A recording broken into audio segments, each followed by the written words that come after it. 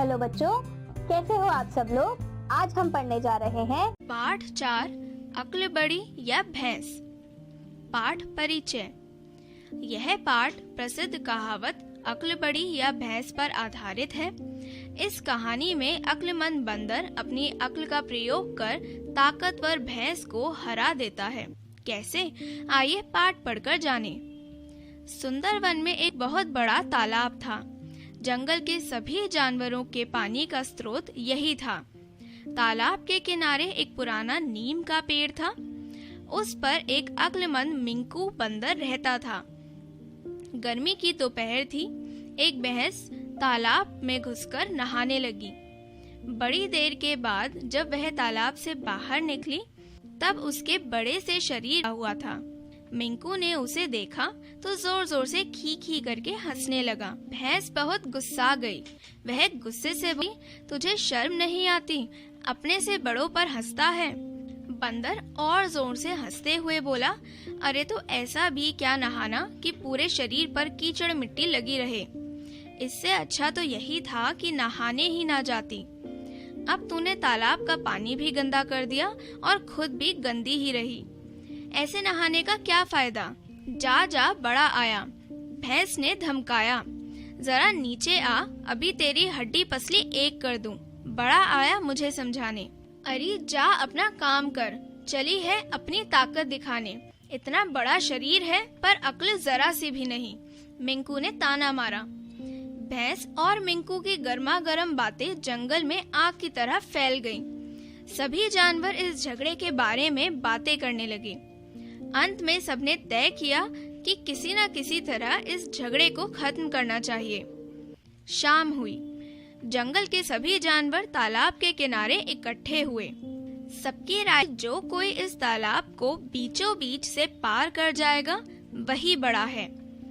इस प्रतियोगिता के जज के रूप में राजा शेर और उसकी सहायिका लोमड़ी रानी बनी।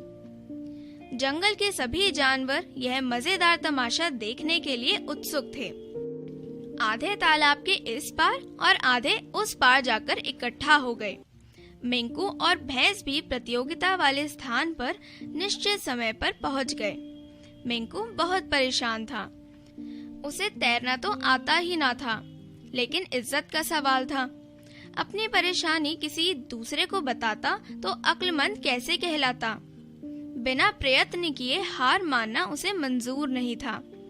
इसलिए उसने चेहरे पर परेशानी का कोई भाव आने नहीं दिया। इधर भैंस मन ही मन बहुत खुश हो रही थी। उसे अपने बड़े शरीर और ताकत पर बहुत घमंड था। तालाब पार करना तो उसके लिए बहुत ही आसान काम था। जब सारी तैयारियां पूरी हो गईं, तब लोमड़ी ने दोनों को सावधान किया। उसके 1, 2, 3 कहने पर दोनों तालाब में तैरना शुरू कर देना था। मिंकू की परेशानी बढ़ गई। घबराहट के कारण उसे कुछ समझ नहीं आ रहा था। उसे लगा कि आज वह जंगल के सभी जानवरों के सामने मूर्ख साबित हो जाएगा।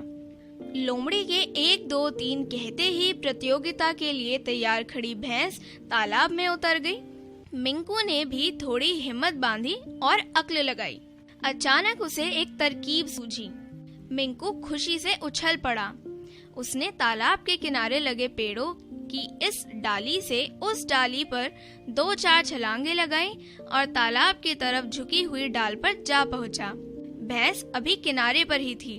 बस मिंकू वहीं से कूद पड़ा और थम से भैंस के सींग पकड़कर उसकी पीठ पर सवार हो गया।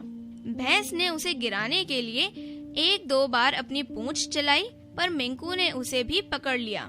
जंगल के सभी जानवर मिंकू की चतुराई देखकर हैरान हो गए। लेकिन हार जीत का फैसला अभी बाकी था।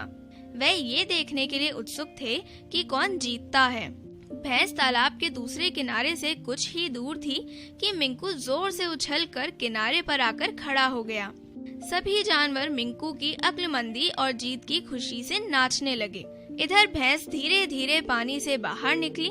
जंगल के राजा शेर ने अपना निर्णय सुनाया। अक्लमंद मिंकू यह प्रतियोगिता जीत गया। जंगल के राजा ने मिंकू को फूलों की माला पहनाई और उस दिन से लोगों को अक्ल बड़ी या भैंस प्रश्न का उत्तर भी मिल गया।